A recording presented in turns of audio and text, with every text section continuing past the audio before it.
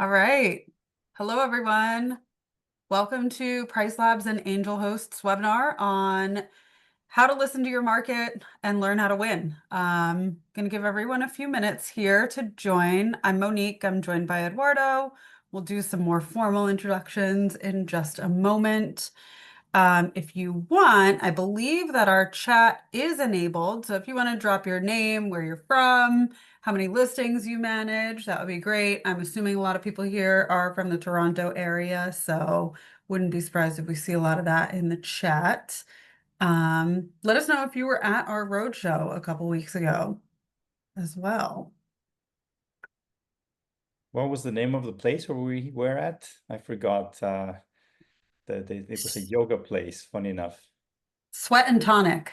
Sweat and Tonic, for those of you that were in Toronto and joined us at the event. Nice venue. Actually, I It was was a surprised. beautiful venue. Beautiful Yeah, venue. Great I attendance. loved it. I was It just not expecting a conference room in a yoga and gym place, but that was fun. Pleasantly surprised. And I got lunch there before we had gotten started, and the food was quite good too. Good to know for the next time I'm in Toronto. That's amazing. Yeah. Hopefully, for those of you who weren't able to join us, you'll be able to come to one of our next road shows. Hey, Jacqueline. Hey, Tamoy. Welcome.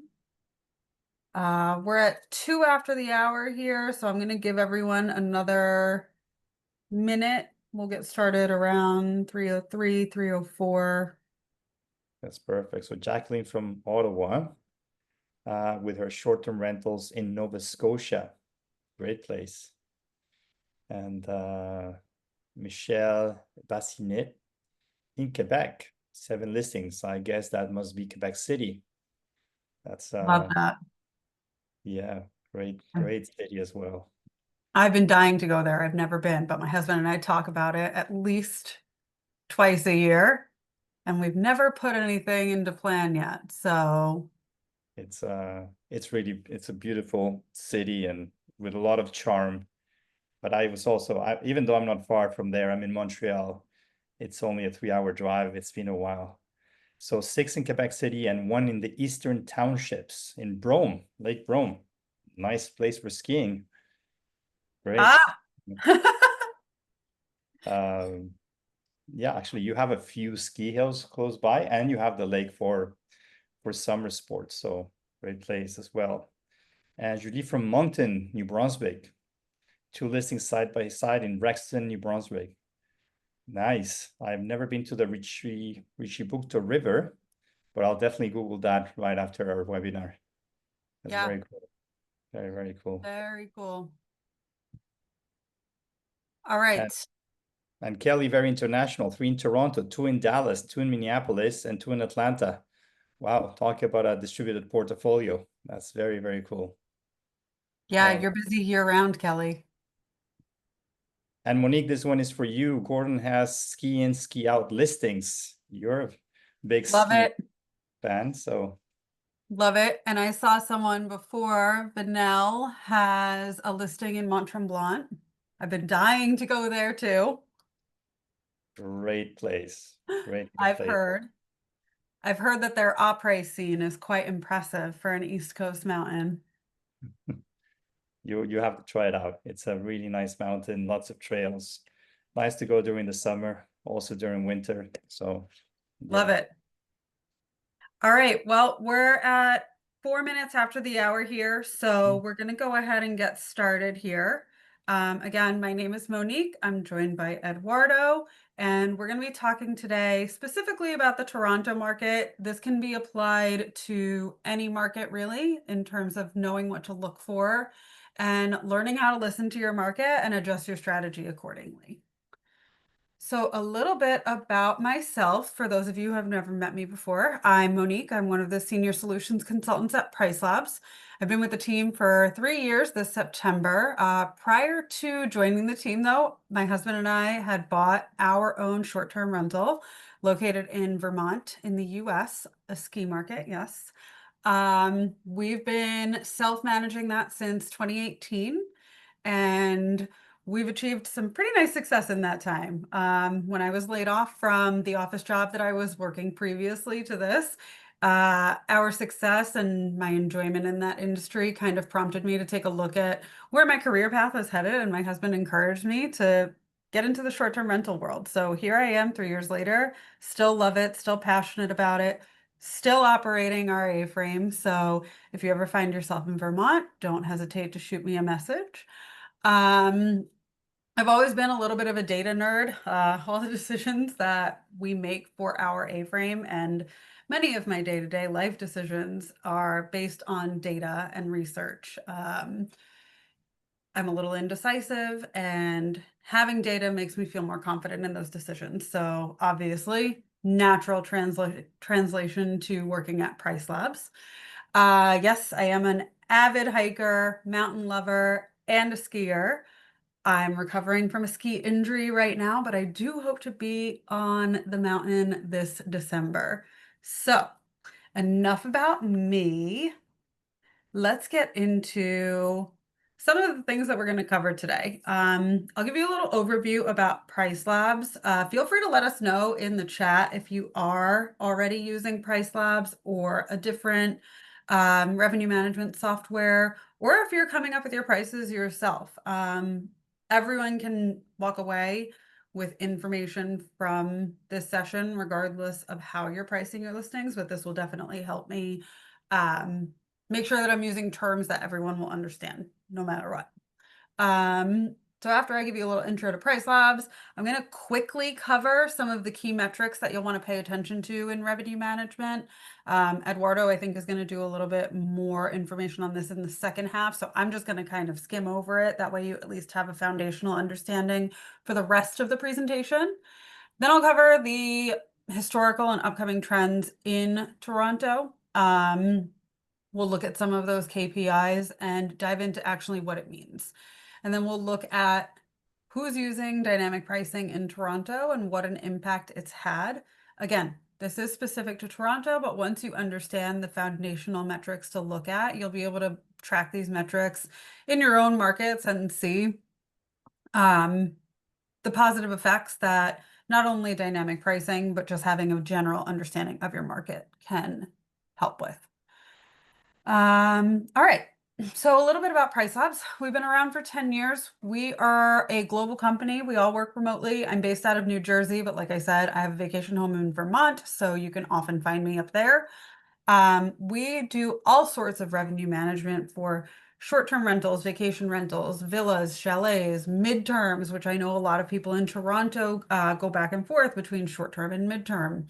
But we can also do service departments, hotels, motels, apart hotels, RV parks, glamping, camping, you name it. If it's a short-term accommodation, we can help you with your revenue management. We actually price over our 550,000 listings every single day. That's not just what's connected to our system, but that's what's actually syncing every day from our system. And our system is available in 6 languages, French being one of them. So for those of you who are bilingual and prefer to work in French, we've got you covered.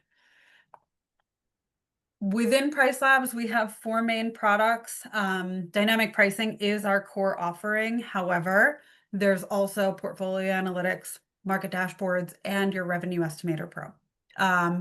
Portfolio analytics is going to come with your dynamic pricing subscription for no extra charge.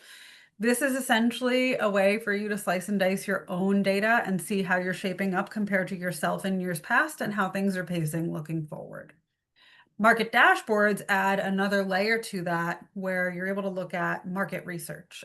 So this is where we are able to show you comps for the entire market in any given market that you set.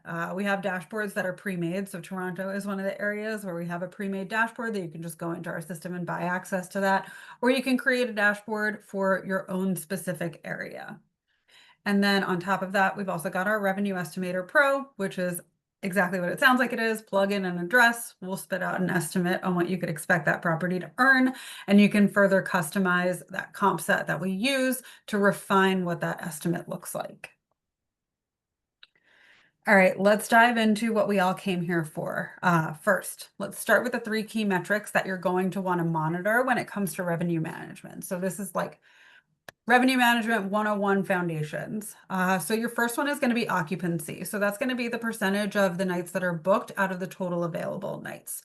To calculate that, you'll take your booked nights and divide it by the total available nights and multiply it by 100 to end up with a percentage. There are two different schools of thought here, and I like looking at both of these.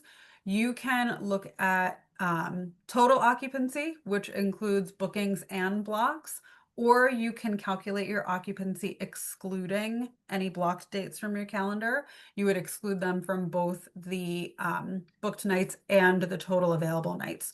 So if we're looking at a month with 30 nights and you had 3 of those nights that were unavailable, you would actually use 27 as the denominator for that calculation.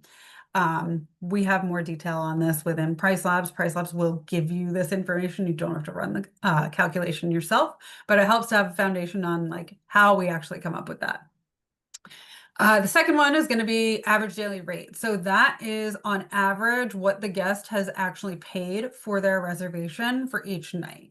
So if you've got a $500 reservation, the guest booked for 5 nights, your ADR is $100. Higher ADRs, higher profit. Of course, ADR doesn't account for any of your expenses. So make sure that when you're looking at ADR, you're also paying attention to what your bottom line is after you remove all of those expenses that you pay for, and you're looking at your net operating income as well. The last metric is essentially occupancy and ADR combined together to give us RevPAR, or revenue per available room, or revenue per available rental. RevPAR comes from the hotel industry and they refer to it as room. Sometimes in the short-term rental industry, you'll hear per available rental. But basically, you're just taking that total revenue, dividing it by the total number of nights. So if you have any questions, feel free to drop them into the chat. I might not get to them while I'm speaking, but when we switch over here, I'll try to get to some of my questions, and then we should have time at the end. All right, now that you have your foundation, how do you plan on using these metrics and how do they look in Toronto? Feel free to take screenshots. So this is looking at listing trends, like the number of listings in the market. We can actually see in September to October of 2023, regulations went into effect and the number of listings dropped drastically. That was, I believe, when the permits went into effect.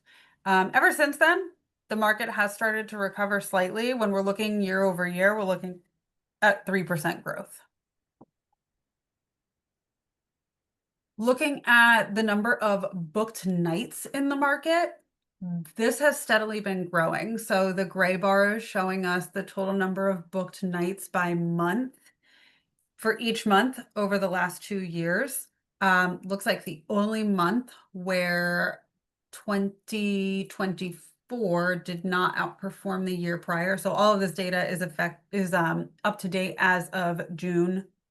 It was end of June, so we don't have July data. We do have it now. We just haven't updated this, but looks like July 2024 didn't outperform July of 2023, but everything else since then has outperformed the same time last year. And if we're looking at June and May of 2025, those, especially May, pretty significantly outperformed the previous year. So if we were to update this, it would not surprise me if July of 2025 outperformed July of 2024 based on the trend that we're seeing. Occupancy has remained fairly steady, with the exception of July and August of 2024 having significantly higher occupancy than July and August of 2023. That could be because July and August of 2023 was before rental regulations went into effect. So there were a lot more listings on the market, as we saw in that first chart that I showed. But ever since then, things have been steady year over year. Modest growth of 2% observed in the last 12 months.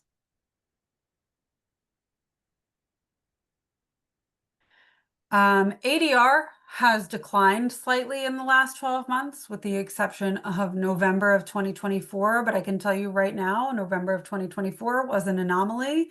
Not sure if anyone remembers what happened in Toronto in November of last year. Taylor Swift came to town for, I think, 4 or 5 nights. So there was a huge increase in ADR for just, I think it was like 2 weekends in a row or like 4 nights in a row. But look at how much that impacted the overall ADR for the entire month. We will not expect to see that again for this year.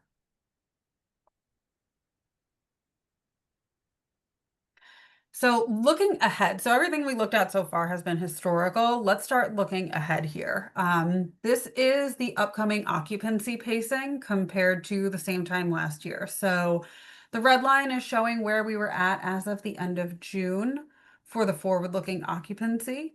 The gray line, which is almost identical to the red line here, is showing us where we were at in the same time last year, so same time in 2024 to 2025.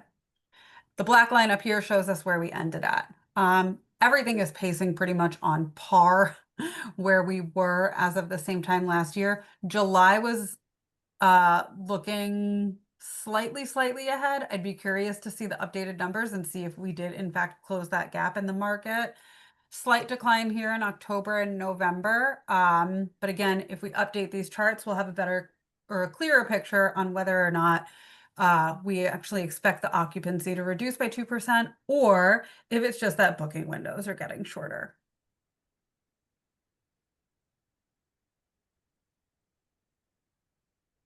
All right, this chart is showing us the number of listings managed by property managers of different sizes. So, this one right here, 1,100 listings, 25% of listings in the Toronto market are managed by individuals with just one listing. Right here is the largest share. We have 58% of people, or 58% of listings in Toronto are being managed by small property managers who have 2 to 10 listings. About 15% of listings are managed by medium-sized property managers, and then only 1% of listings in Toronto are managed by property managers who happen to have more than 50 listings. So that just kind of gives you an idea of who your competition is. So there's a lot of individual competition, but there's mostly competition from small size property managers with 2 to 10 listings. Okay, let's have a look quickly before I hand it over at how dynamic pricing can impact your performance. So this is showing us the share of listings that use dynamic pricing and how much of a change that dynamic pricing actually has. So, okay, 46% of people in Toronto are not using any dynamic pricing at all. Their pricing stays flat. The other roughly half are using dynamic pricing. Only 10% of those people have high fluctuations in their pricing.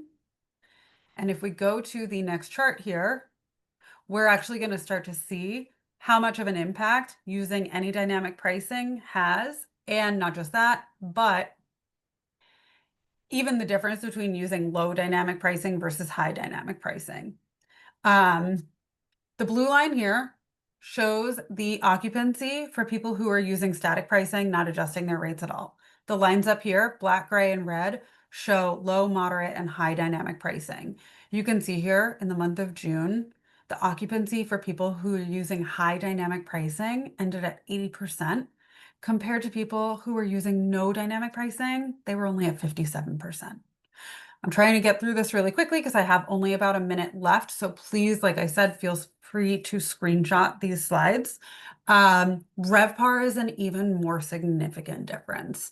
And think about it. When you're adjusting your RevPAR to account for market performance, you're most likely going to have better occupancy in those low months when you can be more flexible with your rates, therefore ending up with a higher overall RevPAR. So look at how much better those listings that are using even low dynamic pricing and moderate dynamic pricing are doing compared to the no dynamic pricing.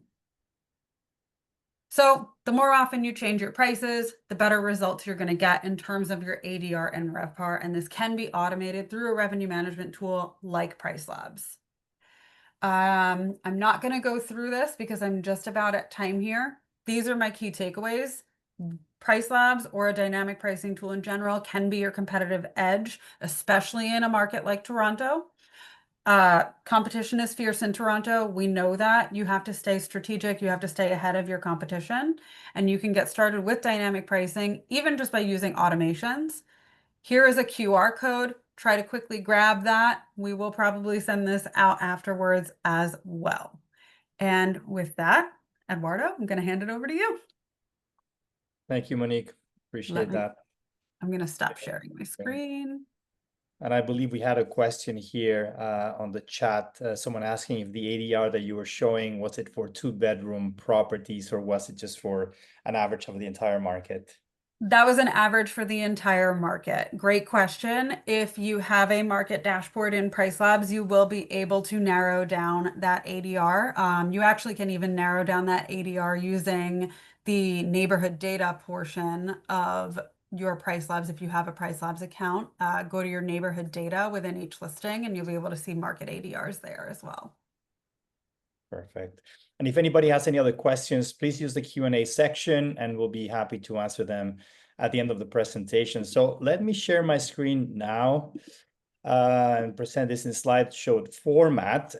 So after hearing about the Toronto market and the effect of dynamic pricing, we wanted to share with you some of the strategies that we use to actually turning, as we call it, data, the data that PriceLabs gives us and the data that we get from other sources into actual dollars. I'm Eduardo Mandri. I'm the co-founder and CEO of Angel Host. Our company was founded quite a bit of time ago in 2018. And our mandate is to help increase revenues. That's what we do. That's all we do. We work with hosts, we work with property managers, and we have a team of revenue managers and listing specialists that, using the best-in-class technologies, including PriceLabs, allow you to get the most out of your investment, out of your property. So we promise to optimize your listings, fine-tune your pricing, and at the end of the day, increase your profits. We have done that for more than 3,000 properties. We operate worldwide. We're based in Montreal, but we manage properties in over 50 cities. And we have a team of almost 50 specialists. So we have a lot of data scientists, revenue managers, people that love optimizing things, and that's who we are. And the methodology that I'm going to share with you in part does work and does increase revenues quite significantly. We see anywhere between 25% and 85% growth in revenues following the methodology that we use, and which I'm going to share part of it with you today. Okay, so let's talk about the market. Like Monique said, the market in Toronto, pretty stable. Across Canada, there's some markets that are growing. Overall, the number of listings that, in this case, Airbnb has been growing. We're not going to talk just about Airbnb, also Vrbo, Booking.com. The short-term rental market is still in its growing phase. But at the same time, with more hosts and with more listings, it actually means more competition. And you want to stand out. You want your listings to be the ones showing up when someone does a search. You want to be the one showing up. And most importantly, you want to be the one booked. So you need to basically do better than your competition. Competition is fierce and you need to do better than them. But what exactly does it mean to do better? What can you do better so that you can rank higher and get more conversions, right? And we first, of course, need to understand, what are we doing right and what are we doing wrong? We like to base ourselves on data, right? We don't go by gut feeling. I think my listing is good. I think my photos are nice. I think. We just don't, well, we do think, but we base ourselves on data. And I'm going to talk to you about the power of metrics, where you can get these metrics from, and how you can use them to your advantage in order to increase your sales. You have to start by remembering something. OTAs, Airbnb, Vrbo, Booking, they will favor listings with higher conversion rates. You know, a lot of people out there would tell you, oh, we have some tricks that we can use to make you rank higher. Well, at the end of the day, what Airbnb will show, what Booking.com will show, is what converts. They have thousands of listings to choose from. Why would they choose something that doesn't convert, right? So, and to convert better, you need three things. You need to be seen. If your listing doesn't show up in the results, you won't be seen. And once you're seen, you need to be clicked. There's no use in showing up on the first page of Airbnb if no one is clicking on your listing. And there's no need in getting a lot of clicks to your listing if eventually you don't get bought, right? So these are three metrics that all OTAs, thankfully, provide you guidance into what your metrics are. The three key metrics that you have to pay attention to in order to determine where you need to improve are these ones: the first page visibility, right? The percentage of times that people click on your listing, and overall, what is your conversion rate? Those three metrics are actually provided by Airbnb. You can see them on the insights section. And you can see actually, in this case, for example, with this listing shows up almost 43% of the times on the first page, on the first 16 listings. When it shows up, 26% of the times people click on it, and 1% of the time actually people convert.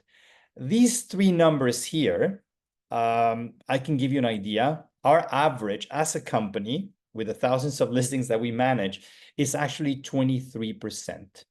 So it's a general guideline. If you're at around 23 or over, you're doing well. Under, there's room for improvement, but this is very particular to every market. If you're in a market with very limited supply, chances are your first page visibility is going to be very high because you're one of the very few properties available in that market. If you're in a very competitive market like Toronto and your first page visibility is 18% or 19%, well, that's pretty impressive given how much competition there is. Now, how can you bring these numbers up? There's a few things that we see time and time again that people forget to do that affect their impression rates. One of them is keeping the calendar up to date. You will be surprised how many times, and I'm sure that if you check your listings and you check in detail, you're going to find one or two out there of some dates that you actually blocked by accident. Maybe you thought the owner was going to show up. Maybe you had some maintenance planned and you just simply forgot to on market. So something to keep in mind. Amenities, you will be surprised how many times we run analysis for our clients and we realize that amenities that they have, they simply forgot to check them. And remember that when people do searches on Airbnb, they do apply filters quite often. And the other one, and it's actually the most important one, is you have to be a guest favorite. Remember I told you that Airbnb has tens of thousands of options to display on the homepage? Why wouldn't they display only and mostly their best sellers, the ones that people love? In fact, we recently did an analysis together with Airbnb, and they shared with us a lot of data here. And they were showing us how from all the listings that they have, 94% of them have a rating of over 4.5, 60% over 4.8, and 25% over 4.9. So what does that mean?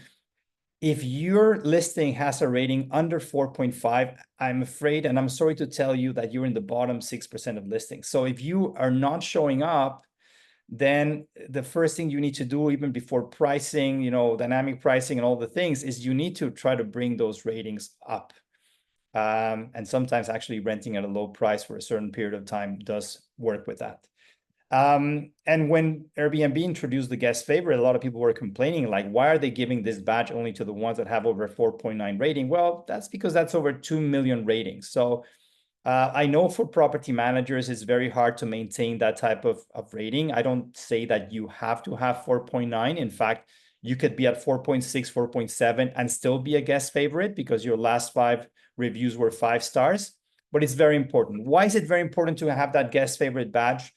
Because in hundreds, probably thousands of searches that we've done, and we compile these numbers, show us that 70% of all the listings that show up on the first 100 results have ratings of over 4.7.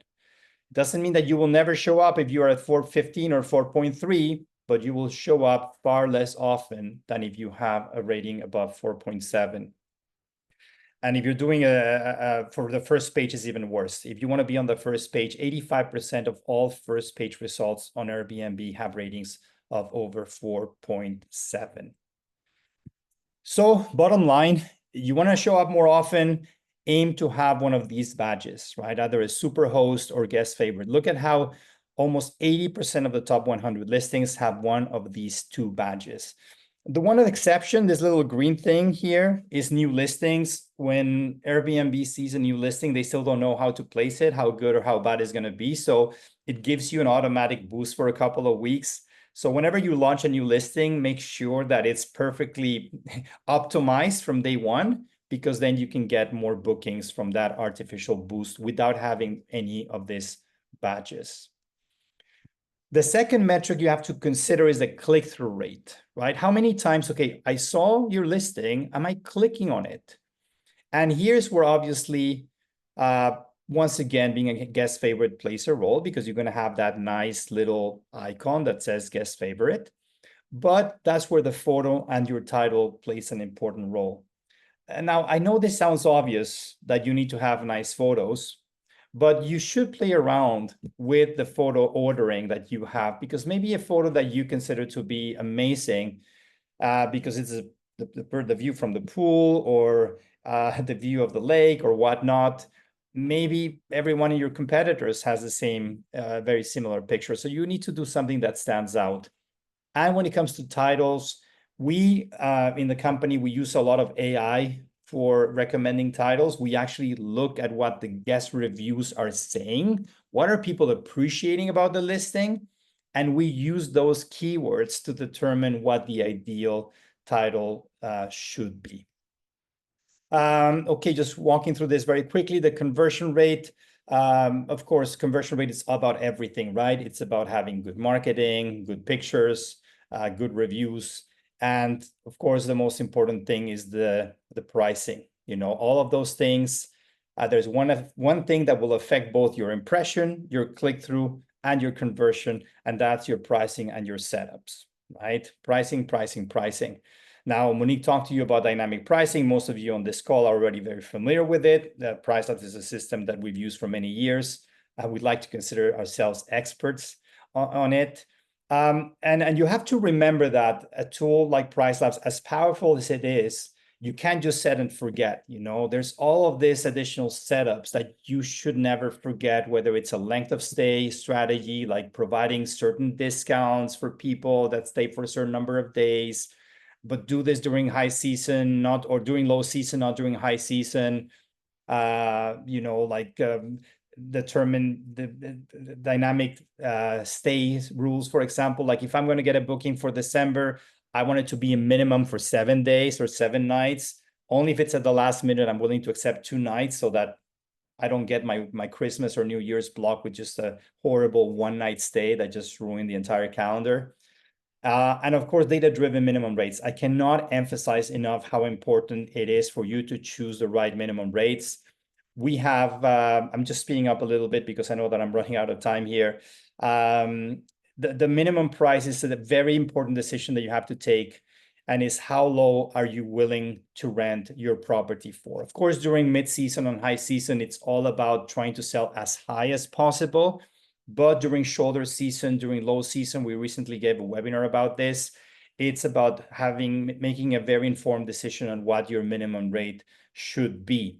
We have done so many exercises of so many properties. This is an example of same apartment building, identical unit, one basically saying, I don't want to rent at less than $250 a night. The other one saying, hey, if someone gives me $125, I'm happy with that. And just realizing how at the end of the year, the person that was willing to sell much lower during the low season produced so much more revenues. This is an eternal battle that we have with that property managers have with owners, that we try to support our clients, the property management companies, to come up with the right price. If you scan this QR code, it will bring you to a calculator that allows you to calculate in a very scientific way what that minimum rate should be.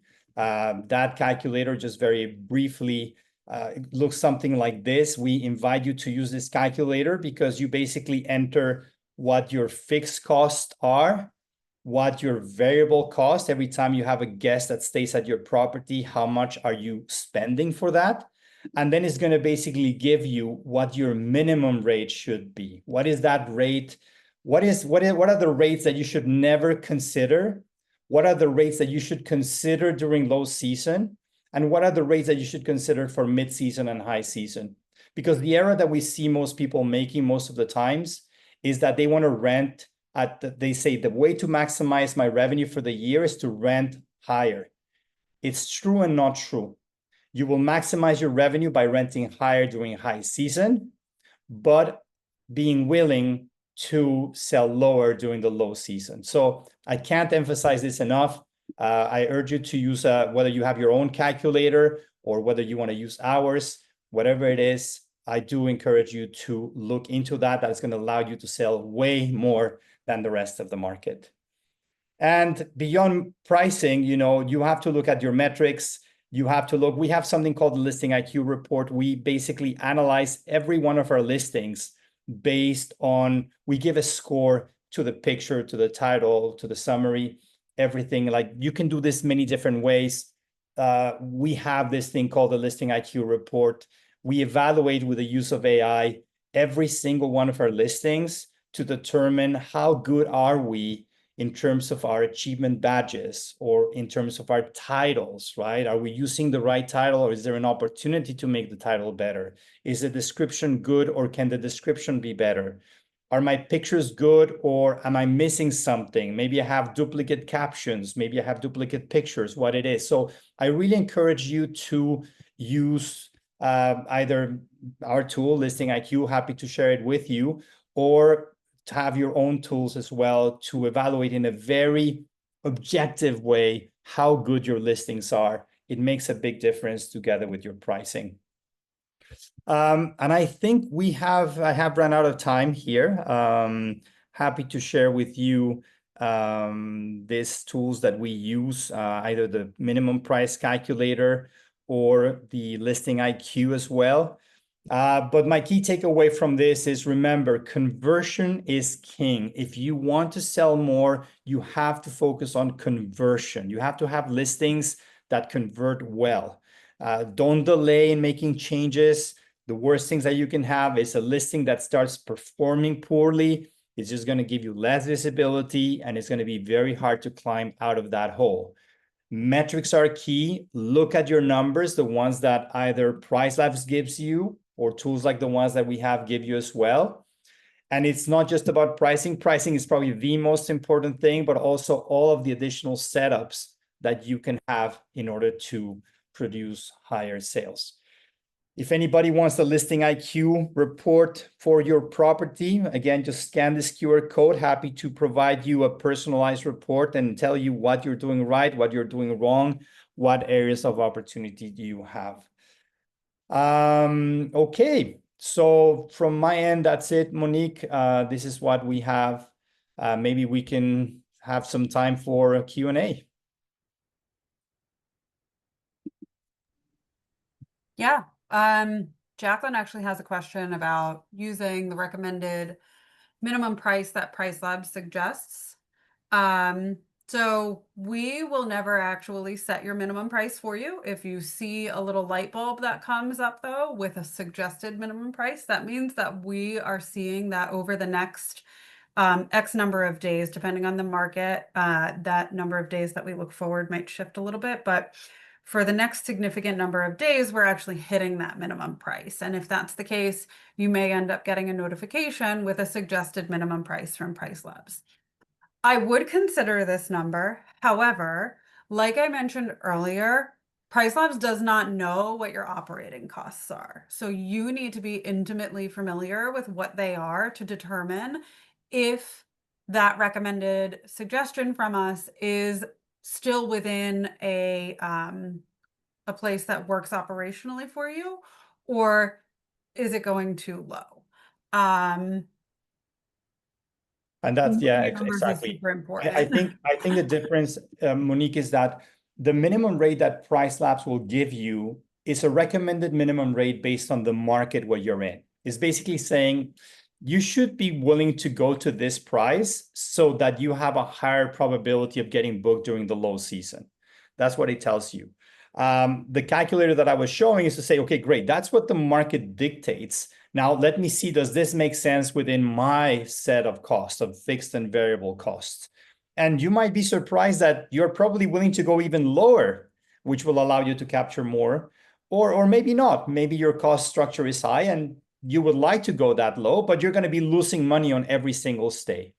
So also remember that minimum rates are not rates at which you're going to be renting year round. Minimum rates are usually last minute rates where it's the difference between staying empty and getting a booking. That's essentially what a minimum rate is. Or it's the rate that you're going to only arrive after you gave someone a discount for staying with you for 14 days, right? So maybe you don't want to get to that minimum rate for someone just booking for one night, but hey, if someone books with me for 7 days or 14 days in a row, I'm willing to, and it's low season, hey, why not? Why wouldn't I be willing to rent at the minimum rate? So again, metrics, metrics, metrics, look at your numbers.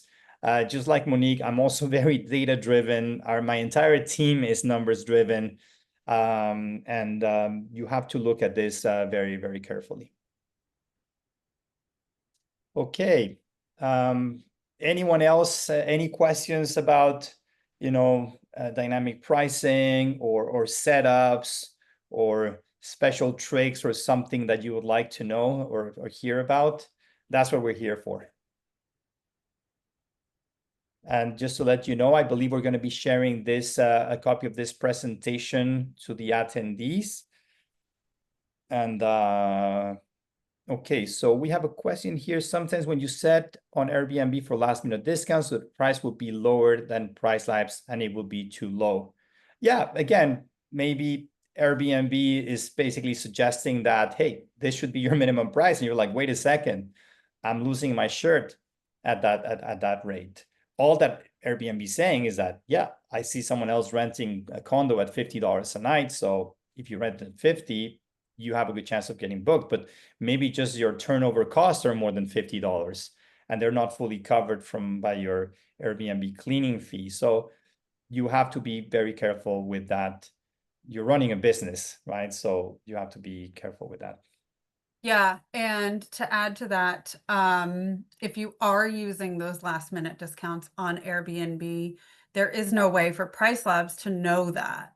So when we push that price from PriceLabs, Airbnb can then apply on top of that those last minute prices. So if you are using the last minute discounts on Airbnb and using them on PriceLabs, they will not combine together, but what will happen is what you have set on Airbnb will apply on top of whatever that final price is that comes from PriceLabs. So Kelly, if you're setting a last minute discount on Airbnb of 20%, but also setting last minute pricing on PriceLabs, yes, both will apply. In a case like that, I would recommend, it's hard for me to say, like, then just turn off the last minute prices in PriceLabs entirely, because that won't work if you're also distributing on other platforms. If Airbnb is the only platform that you're listing on, then sure, you can turn off those last minute prices in PriceLabs and just use the Airbnb last minute prices in order to get those higher um, marketing benefits that they'll do, like email blasts and things like that. If you're distributing across multiple channels, I would recommend keeping the PriceLabs last minute prices turned on. However, set your minimum price within PriceLabs with enough room for additional last minute discounts to apply from within the OTA. So if your minimum price is actually, $100 and you know that you're doing a 20% discount last minute on Airbnb, you're going to want to make sure that the minimum price in PriceLabs is 20% higher than what your actual minimum is of $100. Hopefully that makes sense.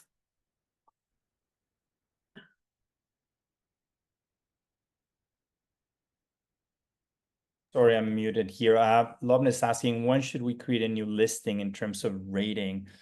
Very good question, because sometimes you can have a listing that has already 100 reviews and you're stuck at 4.4, and you would need another 100 reviews at 5 stars in order to bring that up to the 4.6, 4.7. So we do recommend proactively relaunching listings when you see that no matter how many 5-star reviews, you will never get it up to the point where you want it to be.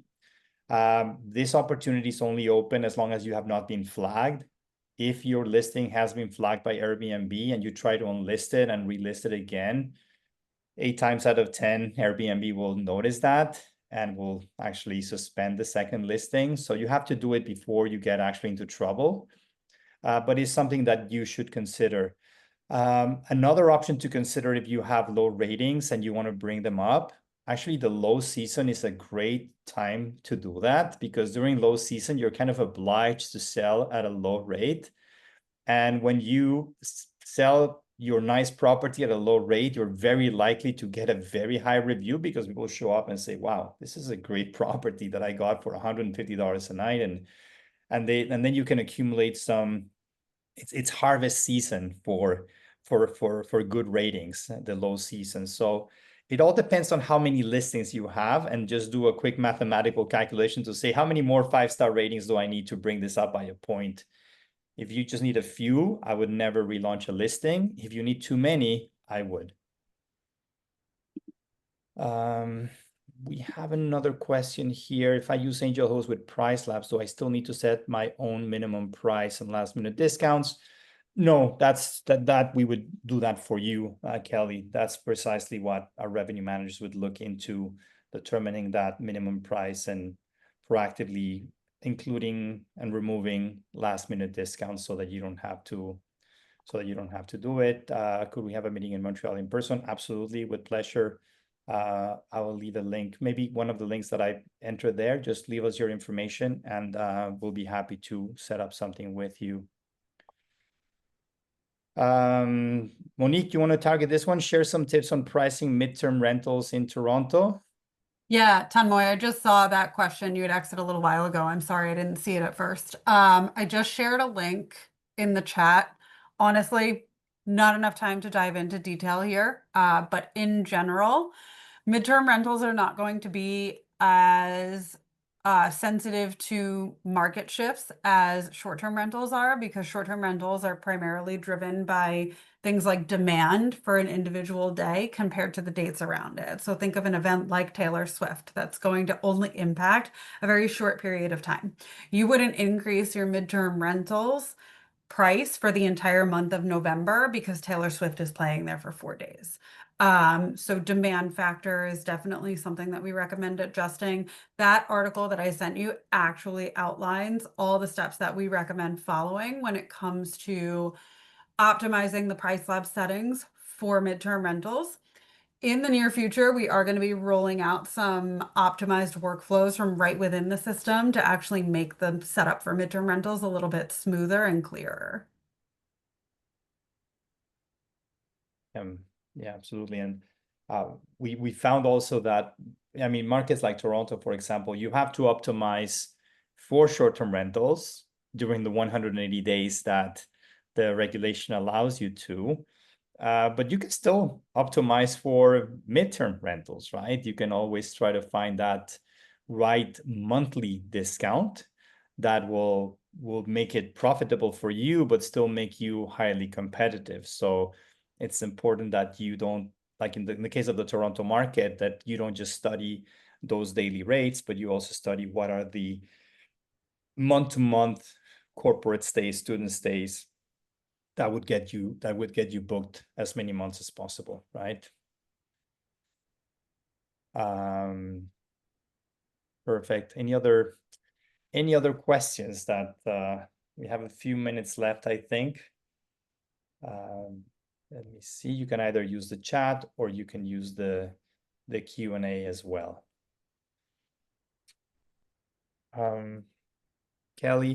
Kelly, would that be optimizing 180 within the 365 days or only doing 6 months short-term rentals and then optimizing within that? Kelly, we can do both. If you want to reach out to us, get in touch with us, and we'll be happy to discuss exactly how we help property managers, specifically in Toronto, optimize for that. We'll be happy to answer that directly to you. Do we get any discount being a PriceLabs subscriber? Well, you're already getting a lot of value being a PriceLabs subscriber. So, but yes, we can certainly look into that. Jacqueline is saying the listing optimization score that you provide, is it only for Airbnb, as I'm also on VRBO? We provide both, Jacqueline. We actually have a listing optimization analysis for Airbnb specifically, and we run another one specifically for VRBO. VRBO has a different setups, and therefore different things that you can optimize. The same for Booking.com. Booking.com is even more restrictive because they actually are the ones that choose your title and choose your text and whatnot. But yes, we do have a different one for Airbnb and a different one for VRBO. Two very different platforms, two great platforms to take advantage. We actually love VRBO because it usually provides you with lots of families, traveling for longer stays.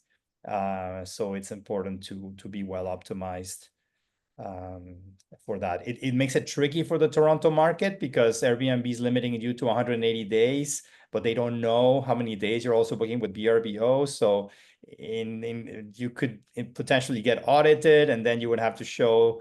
I was hearing at the Toronto event that someone was saying that he got audited, and the auditors were very quick to say that the inspectors, were very quick to say, okay, so you rent 150 nights on Airbnb. Now show me your VRBO listing. So they're very aware that, there's other OTA platforms. So you have to be careful with that. All right. So Monique, am I right in saying that we will be sharing this presentation, right, with everybody who attended? I believe so. And if we weren't planning on it already, we can certainly make that happen. I just offered it now. Okay. You're also all going to get a copy of the webinar recording, I believe, in the post-attendee event email. That way, for those of you who joined late, or maybe the folks who had to leave early or weren't able to attend, they'll still be able to see what we talked about. Exactly. All right, so just a few more seconds. Anybody? Questions, comments, things you liked about the webinar, things that can help us improve for the next one, things that you would have liked to see maybe, like something that you would have liked or something that you would like us to talk about for next time. Please drop us a line. We always like to learn, and we want to make this webinars useful for you. We want you to walk away with actionable items, things that you can use. So, and yeah, so we really appreciate your time. Thank you everyone so much. And you can reach out to Monique or to myself. I'll just drop you here my email on the chat in case anybody wants to reach out. And I'll put you in touch with the right person in my team. Yeah, why not them and subscribe with Angel Host? Why not them? Ton more, not sure I understand your question. Why not them and to subscribe with Angel Host? If you subscribe with Angel Host, you're automatically subscribed to PriceLabs as well. Or you can decide just to work specifically just with PriceLabs and do things yourself. So you have both options. Both options are great. If you like revenue management and you love using the tool, PriceLabs is a wonderful solution. If your workload doesn't allow you to monitor, actively monitor, like Monique was saying, your dynamic pricing strategy, that's where we come in and we'll be happy to help.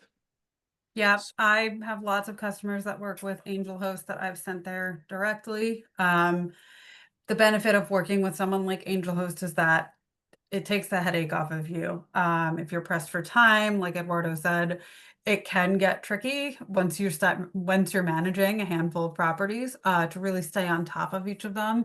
Like I know we had a attendee here that was in like 4 or 5 different markets with a handful of listings in each. That can get really time consuming. So working with someone like Angel Host will really free up your time. And ultimately, yes, there's a charge for it, but you're going to see results just from working with a professional whose sole focus is working on your revenue management. So I always recommend them and I love working with their team. Thank you. Thank you, Monique. Thanks for the endorsement. And we always Yeah, of recommend course. using you guys as the dynamic pricing tool of choice. No doubt about that. And Mabel Palomino, Angel Host for 1 property. Is that okay? Absolutely okay. We work from everyone from 1 to 500. We don't, our revenue managers don't make a differentiation between one or the other. They just go listing by listing individually. And the S1 listing is also available. And you can actually, for that, you can just register directly on our page and get started. It's almost, we try to make it a self-serve. You can onboard yourself very quickly if you have 1 property. Okay. So thank you very much, everyone. Thank you for participating. Thank you for your feedback, Michelle. Much appreciated. And Monique, always a pleasure. Yes, likewise. And we'll be seeing each other at the next webinar. Yes, sounds good. Thank you everyone for joining. I hope you have a wonderful afternoon. Thank you so much. Take care. Bye now.